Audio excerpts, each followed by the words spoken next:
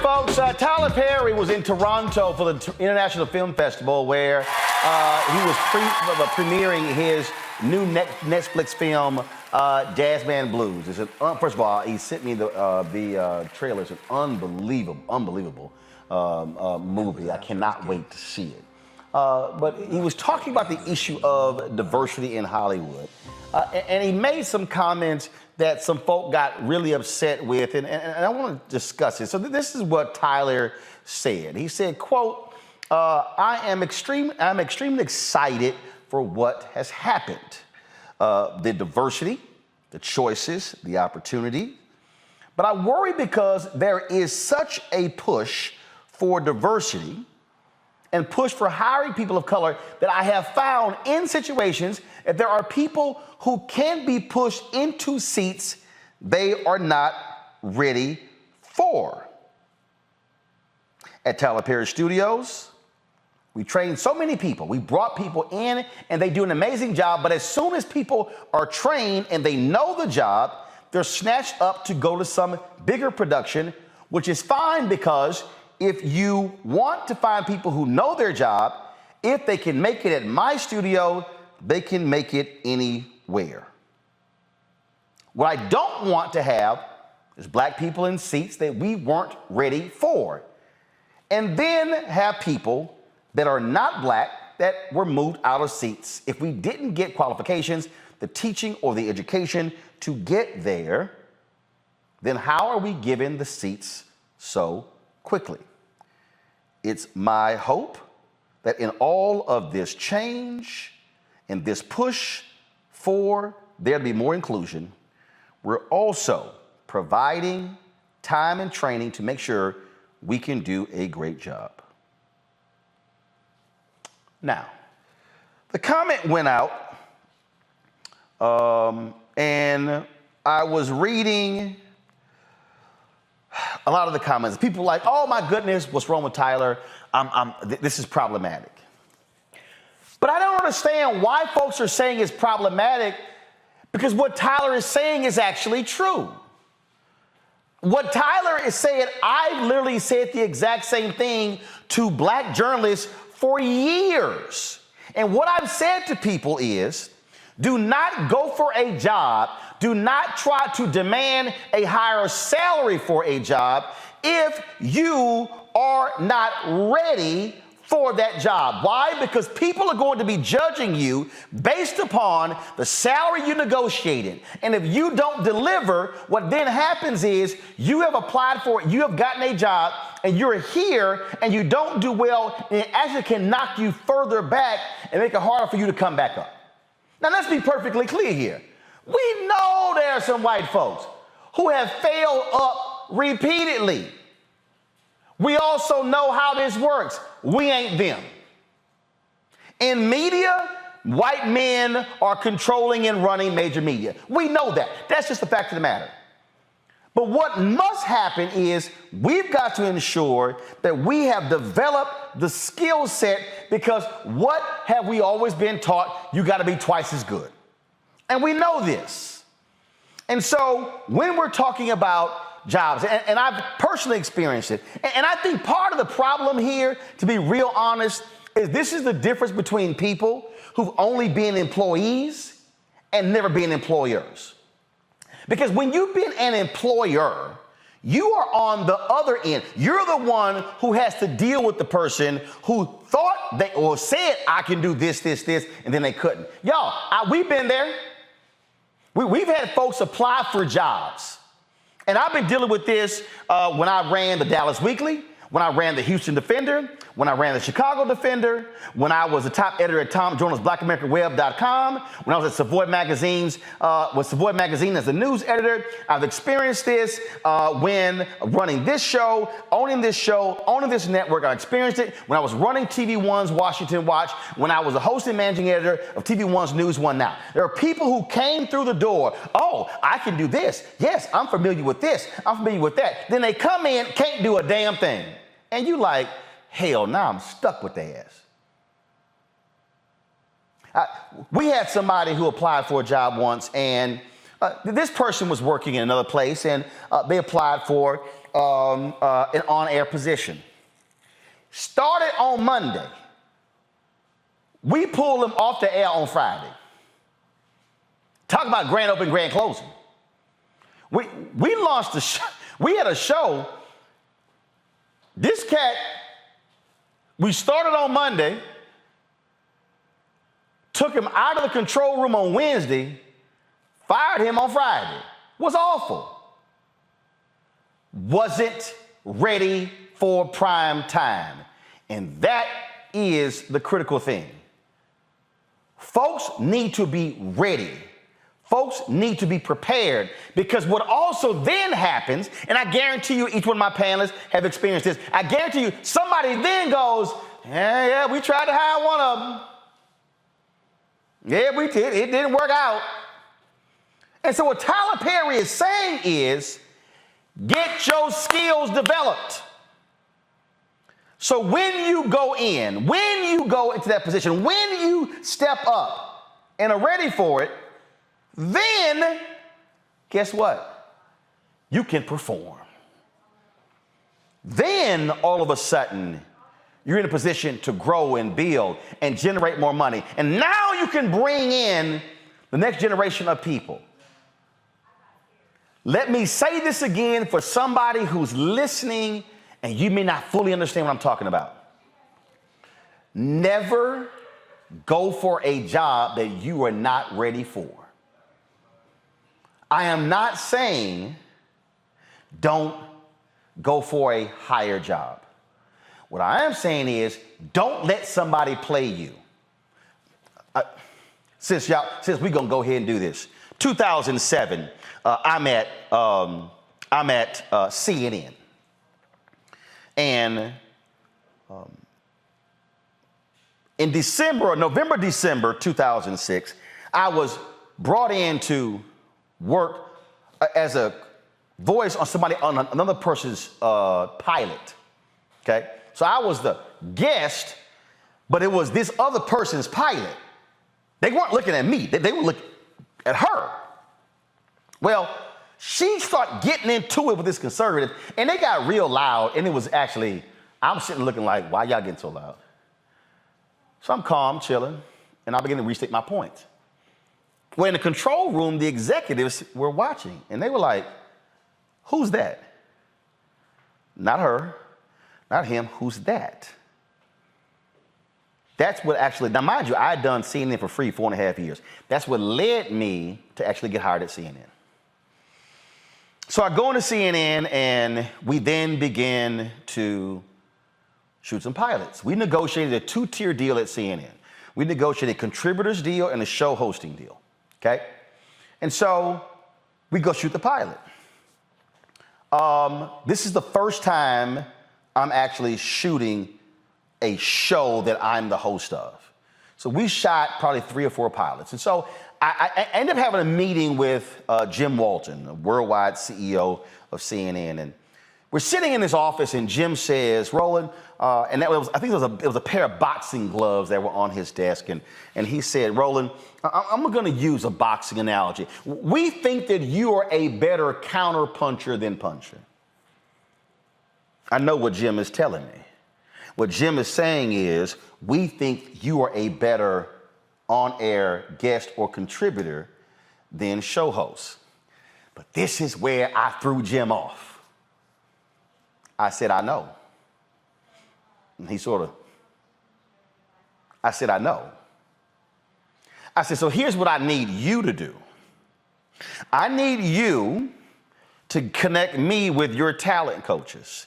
And I need you to give your talent coaches a list of things that you want me to improve on, so I will work on those things. So then when we come back and shoot something again, then I will be ready to host a show. Jim was stunned. We ended the conversation, and Jim called my agent, Mark Watts, also my Alpha fraternity brother. And Jim said that didn't quite go like I thought it was going to go. He said, I was very impressed with how Roland handled that. Why did I handle my meeting with Jim that way? Because I was fully aware of what I didn't know. I was fully aware of what my skill set was. I knew I was a strong contributor. I knew I was a weak host. And so I knew I was not ready to host a show. Fast forward 2008. I kill it in 2008. I then do some other, Jim said, let's do some other pilots. Then I actually hosted several primetime specials, then weekend specials. But by the time the election was over, I knew I was ready to host a show. I remember sending an email to John Klein, the president of CNN US, and to Jim saying, when Glenn Beck left, I want that slot. They then were like, well, you more valuable to us on CNN than HLN. So that's when I filled in for Kim Brown. She becomes pregnant, announces the next week. I then fill in for her for 2 months. Now, why was it a horrible experience? Because they didn't let me do me. They put me in a box. And it wasn't a good experience. But it was a learning experience. While I'm doing it, I knew I'm ready to host. But was I ready to host a daily show? No. I was ready to host a weekend show. But you may be saying, well, hold up. How you ready? Because a daily grind is different from a weekly show. CNN said we're not going to launch a weekly show. Fine. I remember walking out of John Klein's office. I called Jonathan Rogers, CEO of TV1, said they're going to launch me a weekend show. He said, they're not going to launch you a weekend show? We will. It was May 2009. July 2009, Jonathan standing next to me. We announced my show at Essence Music Festival. We launched the show September 2009. I host Washington Watch on TV1 from September 2009 through May 2013. Yet in March of 2012, I knew I was ready for a daily show. Jonathan had since left. I went to Wanya Lucas, the CEO, and I'm like, it's time for us to do a daily show. We didn't launch it until the following year, November 2013. But why am I walking you through this? It's because for every step of the way, I knew when I wasn't ready, and I knew when I was ready. And that is what Tyler Perry was talking about. And so I need people to understand what Tyler is saying is when you are ready for that next step, that's when you go after it, because the worst thing in the world is for you to try to grab an opportunity. And the money looks great. The title is wonderful, but you're going to be treading water the whole time. That's the danger people make. And it's a lesson that folks should be attuned to. So what must happen? You must always be painfully aware of what level you're at. What's your skill set? And really, what is the pay level you should be at? Because see, you might think you're worth 75, 90, 100,000. When your skill set says you're worth 40 or 45. Man, they lowballing me. No, we're not lowballing you. Your skills are telling me actually what you're worth. But when you are worth more, that's when you say, I'm sorry, that number's too small, because I've actually developed a skill set that's actually greater. I'll bring in Kelly, Larry, and Robert here. And Larry, I'll start with you. You're a professor. There are some people who think, I should have tenure. I should be a full professor. And you're like, at best, you're an adjunct. It's getting people to understand that even in academia, there's a process to become a full-time tenured professor. You just don't just get it just because. That's what Tyler is talking about. He is saying, take the time to develop your craft and your skill set before you walk into that position. Thoughts? That's a great point, Roland. And you know, there are a lot of people who don't get tenure. A lot of people who don't get tenure. But, it's that kind of statement, if you're not ready, get ready. And I think you just told a great story, and I hope a lot of people, not just on the panel, but people who are watching, get it and understand that sometimes your skill set doesn't match a certain job. And once again, it doesn't mean you don't have high aspirations for yourself, but it means sometimes you have to develop the skills to get to where you are. Use higher education as an example, but also if you're some things like if you're a mechanic. Listen, if you haven't worked on cars for most of your life, or you haven't gone to mechanic school, then you shouldn't be trying to remove a car battery and replace it because you don't have the skills. So it's really important, once again, that when it comes to the workforce skills, obviously communications or any other job, you need to make sure you have the talent that meets what you said, the expectations, including the salary for whatever this particular job is. But I think Tyler Perry's also point was taken out of context, Roland. I think a lot of times that's what happens. And I'm glad you provided, clarity in terms of what he was trying to say. And also, I think it was important in terms you talked about being an employer and an employee in terms of how you see issues differently. When you're signing checks or you waiting for your direct deposit to hit, there's a different perspective on running an organization or an institution. But I think, like I said, in terms of the points you make, and Tyler's point is that we need to make sure we have a pipeline of folks, we train them properly. So when it comes time for the big salary and the big chair, that you're ready to go. Robert, you could be a brilliant law student. That don't mean they're going to put you in that courtroom just right out of college. Hey, you better hope that they don't. But I think this is the almost real world manifestation of the Dunning-Kruger effect, where people just think they know way more about things the less they know, and the more that you know, the more you realize that you don't know. And I think what Tyler Perry is trying to say is, don't just be that black face for the sake of fulfilling their diversity quota. Don't just be that black face for the sake of them being able to check a box on the form they have to send to the government to say we hired a black person, because you do not want to be the Herschel Walker of the situation, where they put you in a position you're clearly not qualified for, you don't know how to do it, and now you end up being a laughingstock, being a joke. And now, as you said, now you're not getting the type of career advancement that you would have if you had just worked your way up, because you jumped too many steps at one time.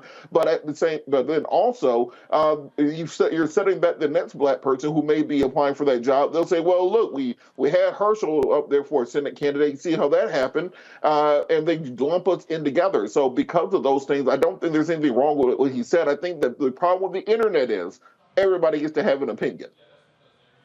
Oh, indeed. And also, I think, Kelly, part of this deal is that when you see things written, you don't hear tone, you don't hear how someone expresses, you don't hear their body language and things along those lines, and so that's a part of it. But also, I think that where Tyler is challenging folks on is to Robert's point. Don't get caught up in somebody else's diversity gains, because one, some folk could be setting you up for failure. That's one. But two, it's having, which is what I'm saying, having the sense to know yourself so well that you're smart enough to say, I'll pass. And they might say, what are you doing? Because I'm not ready. Not I'm not ready out of fear. I'm not ready because I'm scared. It's because if I know I'm not ready, that means there's some other stuff I need to work on. That's what he's talking about. But when you worked on that stuff, like for instance, I knew I was ready to host a weekly show. And after 3 years of hosting that weekly show, I knew I was ready to take on handling a daily show. And I get people pitching me ideas right now. Roland, I want a show. You ain't never hosted Jack. You actually think you can host a show? Because they think, Van Jones said this when he came to CNN. He's like, hey, because I basically helped teach Van how to do TV. Van was like, man, this Van said, man, we sit on our couch at home and we think we can do this. He said, this ain't no joke. I said, precisely, because I'm a pro. This is what I do. Amateurs sitting on the couch, and I wasn't degrading Van. But what I was saying is, you might know politics, you might know subject matter, but the art of communicating on television, that's a skill set that has to be developed and honed. Kelly? I definitely agree with you there. And upon reading Tyler Perry's statement, I agree. There's nothing there that I don't necessarily disagree with. What I will say is that in both examples, being Tyler Perry's and yours, there was still an environment in which there was a period of training. So in your case, you said, I'm not ready. Give me the tools to get ready. Tyler Perry is saying, you're not ready. Let me give you the tools to get ready. There are so many situations in the workplace and beyond in which there are no safe spaces to get ready. So I can understand how you we as Black people and the like can get into situations in which we're not ready, but we feel like we're ready because that's all we know, and then we get in that situation, and then the aftermath is what you just described, and that's unfortunate. What I find even more unfortunate is that our white counterparts can get into those exact same situations and still fail up. And Or as Paul Mooney said, part, they got the complexion for the protection. correct. And it is unfortunate. I'm not saying that what we should do, what we shouldn't do. I'm just commenting on the situation that it is frustrating. It is. It is incredibly frustrating as someone who has been on many sides of this conversation. Most recently getting let go, not because I wasn't ready, but because I maybe was too ready. Who knows? But the people who were left in my stead were given the space to train to get ready for their next position because their complexion was their protection. Well, so yes, I understand what you're saying. And in the realm of communications, this happens a lot. Like, I have been on your show for 3 years. I welcome the opportunity to be mentored by you because you are the best that I know. So we'll talk offline about that. But to your point, I understand, I agree, and I hope we eventually come to a point where complexion isn't necessarily protection anymore, where we can find those safe spaces to train to get ready. So here's the last point I'm going to make on this for somebody who's watching. And actually, I love this comment right here on YouTube from Josh Allen. Ambition often outpaces ability. And so this final comment here to what Tyler Perry had to say. The reason I was fully aware when I was ready and when I wasn't ready is because, one, I had a very strong sense of what it required, and so therefore I could tell myself that. See, there are a lot of times you could tell somebody you ain't ready, and they get mad. Well, first of all, I'm telling you you're not ready is not hating. Me telling you you're not ready is really because of I understand what it takes to get there. So that's one. So what you need to do, and we're not talking just about Hollywood. Tyler's comments were about diversity in Hollywood. This same applies to any field. First, you should be aligning yourself with what Napoleon Hill calls a mastermind group. People around you who you're able to go to, talk to, and communicate with, who you can bounce things off of, run things by, and share with them. That's one. Two, you must be locked and loaded on professional development. That means joining organizations. For me, it was the National Association of Black Journalists. I had some alphas who were like, yo, man, all these years, you never came to the frat convention. No, I had enough money to go to one convention. It wasn't going to be alpha because my profession was NABJ. So by me going to NABJ and being there every year, I was able to talk to professionals about contracts, about opportunities, about how to negotiate things in the newsroom. I was learning the craft from them, and I was using that experience to bring back to the newsroom. And so that's called professional development. That's what Tyler was talking about. Pull up, I think it's the third quote, pull it up. That's what he's talking about. He's talking about you have to be able to create the space to train people to build those skill set right there. He says it. It's my hope that in all of this change and this push for there to be more inclusion, we're also providing time and training to make sure we can do a great job. That is it. I can't expect you to come out of school knowing how to use the Canon C300 and to shoot beautiful video. You have to be trained to do so. But that also means that you must have a willing mind to be trained. And that's the final point. If you want to achieve greatness, you got to put the work in. It ain't going to come just because you can wave in your degree. You can say, oh, I'm a Howard graduate. I'm a Harvard graduate. That shit don't mean nothing to me. Can you shoot? Can you edit? Can you write? Can you produce? You got to show me. And you know what's going to happen? When you show me, your skill set will show up. And I'll be able to look at your work and say, they can't edit worth a damn.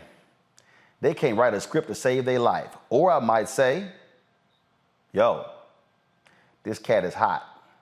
Or I might say, they got some potential. Let's work with them.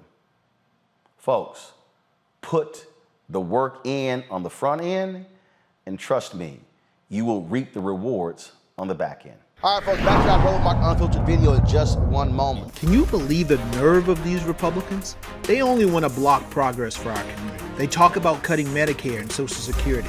They played politics with veterans' health care. They voted against the George Floyd Justice and Policing Act and funding for our HBCUs, and against lowering prescription drug costs for our seniors.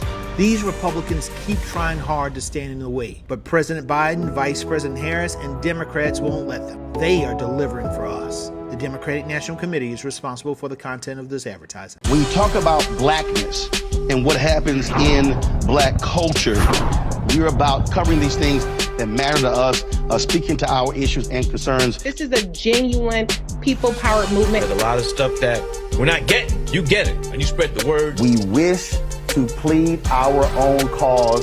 Too long have others spoken for us. We cannot tell our own story if we can't pay for it. This is about covering us. Invest in black-owned media. Your dollars matter. We don't have to keep asking them to cover our stuff. So please support us in what we do, folks.